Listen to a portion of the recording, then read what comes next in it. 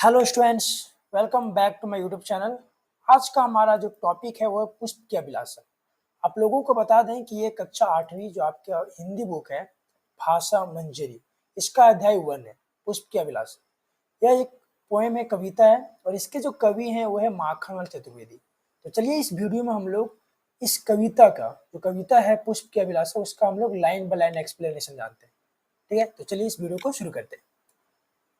Video शुरू करने से पहले हम लोग इसके परिचय के बारे में हम लोग जान लेते हैं। ठीक है, इस पोएम में, इस कविता में हम लोग पढ़ने के वाले। ठीक है, यह एक कविता है और इस कविता में फूल की इच्छा को बताया गया है। ठीक है, जो फूल है जिसे हम लोग पुष्प बोलते हैं, फ्लावर, इसकी इच्छा के बारे में बताया गया। ठीक है, फूल चाहता है कि वह राजा के मुकुट में नाच सजाया जाए। फूल का इसमें इच्छा होता है कि उसका जो राजा का जो मुकुट होता है, फूल का जो इस्तेमाल किया जाता है राजा के मुकुट को सजाने के लिए, उसका इस्तेमाल ना किया जाए, ये फूल का इच्छा होता है। ठीक है, फिर बोलता है या किसी थाली को शोभा ना बनाए। जैसे हम लोग पूजा करते हैं तो वहां पर हम लोग फूल रखते हैं।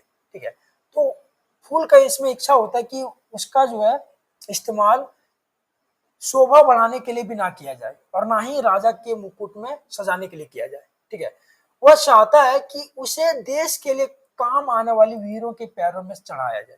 ठीक है, उसका इच्छा होता है फूल का कि उसे उन लोगों के पैरों में चढ़ाया जाए जो देशभक्त है, जो सैनिक है, जो अपने मातृभूमि को रक्षा करने के लिए सदैव तैयार होते हैं, कुछ भी करने के लिए तैयार हो जाते हैं, उनके पैरों में उसे चढ़ाया जाए।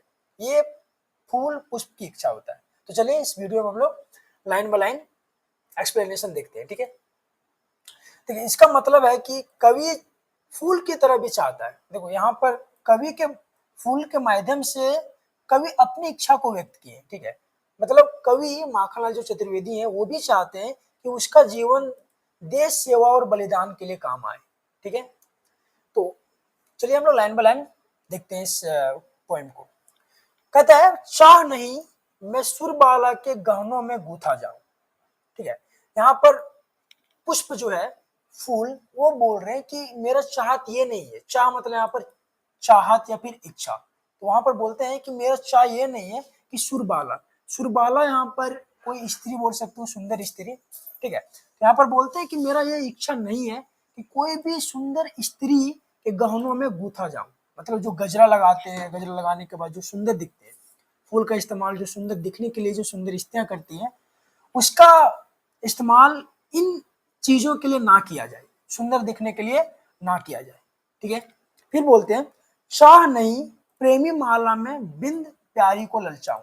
ठीक है, फिर यहाँ पर पुष्प बोलते हैं कि मेरी ये भी चाहत नहीं है कि जो दो प्रेमी होते हैं, ठीक है, प्रेम करने वाले जो प्रेमी और प्रेमिका जो होते हैं, जो दोनों फूल का इस्तेमाल करते हैं, अपने प्यार का जो इजहार करते हैं फूल लेकर के। ठीक है, तो यहाँ पर पुष्प जो फूल है वो कहते हैं कि मेरा इस्तेमाल दो प्रेमी के बीच में नहीं होना चाहिए। मैं नहीं चाहता हूं कि मेरा इस्तेमाल दो प्रेम करने वाले लोगों के बीच में हो। ठीक है, या फिर प्रेम का इजहार करने के लिए किया जाए। ठीक, यहाँ पे देखिए सुरबाला का मतलब क्या होता है, सुंदर स्त्री या फिर कोई अप्सरा, और गहनों में गूथा जाऊं इसका मतलब होता है कि गहना के रूप में गजरा बनूं। ठीक है, और प्रेमी माला के यहाँ दो प्रेमियों का माला बनूं। ठीक, दूसरा स्टैंजा है शाह नहीं सम्राटों के शव पर हे हरि डाला जाऊं। इसमें फूल अपने इच्छा को व्यक्त करते हुए बोलते हैं कि मेरा चाहत ये भी नहीं है कि मेरा इस्तेमाल सम्राटों के शव पे, सम्राट यहाँ पर कौन है, सम्राट यहाँ पर राजा या फिर शासक बोल सकते हो, जब उनका मृत्यु होता है तो मृत्यु होने के बाद जो फूल का इस्तेमाल होता है उनके शव पे। ठीक है, तो पुष्प यहाँ पर बोलते हैं कि मेरा ये भी इच्छा नहीं है कि मेरा इस्तेमाल, मेरा यूज जो है सम्राटों के शव पे किया जाए। ठीक है, जब सम्राट मरे तो उस वहां पर मेरा मेरा जो ना इस्तेमाल हो, मेरा यूज हो, ये नहीं चाहते हैं। ठीक है, फिर मुझे उनके शव पे डाला जाए, ये पुष्प का इच्छा नहीं है, ये फूल का इच्छा नहीं है। ठीक है, फिर आगे बोलते हैं शाह नहीं देवों के सिर पर चढ़ू भाग्य पर इठलाऊं। ठीक है, फिर बोलते हैं कि मेरा ये भी चाहत नहीं है, मेरा ये भी इच्छा नहीं है कि मेरा इस्तेमाल देवों के सिर पर चढ़ाने के लिए किया जाए। देव यहाँ पर कौन है, भगवान। तो भगवान के सिर पर जो हम लोग फूल चढ़ाते हैं, ठीक है, इनके बारे में वो बोलते हैं पुष्प कि मेरा इस्तेमाल जो ना देवों के सिर पर चढ़ाने के लिए ना किया जाए।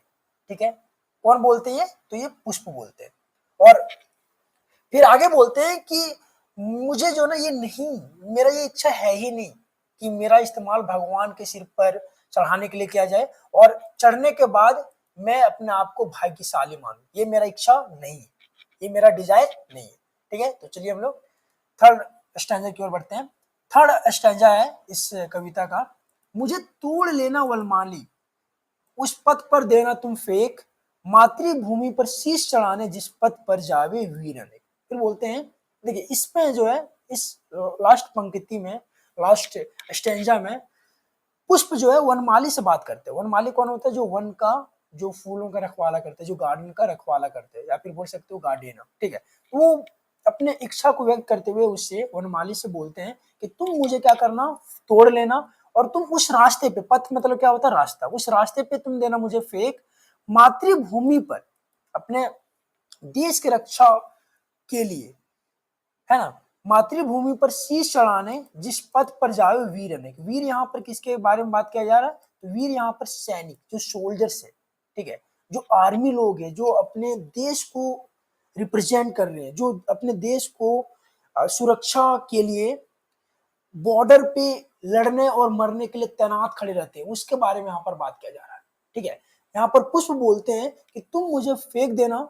ठीक है, वनमाली से बोलते हैं कि तुम मुझे क्या करना, फेंक देना, और तुम उस रास्ते पे तुम फेंक देना जहां पर, जिस रास्ते से होकर के वीर, मतलब यहाँ पर सैनिक के बारे में बात कर रहे हैं, जिस रास्ते से होकर के जो सैनिक है अपने देश को, या फिर अपने देश की सेवा के लिए जिस रास्ते से जाते हैं, उस रास्ते पर मुझे क्या कर देना, फेंक देना।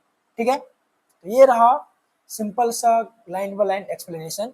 ठीक है, चलिए इसका हम लोग मेन आइडिया के बारे में देख लेते हैं, मेन मैसेज के बारे में देख लेते हैं। ठीक है, तो इसमें जो मुख्य बात जो कही गई है, मेन आइडिया इस पोएम में, ये है कि इस कविता में यह सिखाया गया है कि हमें अपने जीवन का उपयोग देश और समाज की भलाई के लिए करना चाहिए।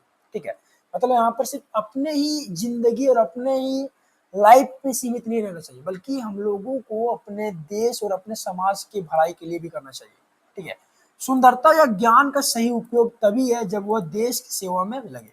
ठीक है, यहाँ पर जो माखनलाल चतुर्वेदी हैं ये बताते हैं कि सुंदर, चाहे आप कितना भी सुंदर हो, चाहे आपके पास कितना भी ज्ञान क्यों ना हो, अगर आप अपने निजी, अपने पर्सनल लाइफ को बेहतर बनाने के लिए करते हैं तो ये जीवन नहीं है। ठीक है, उस जीवन का उपयोग आप अगर देश की सेवा के लिए करते हैं तो ये मान्यता है कवि के अकॉर्डिंग। ठीक है, तो ये रहा सिंपल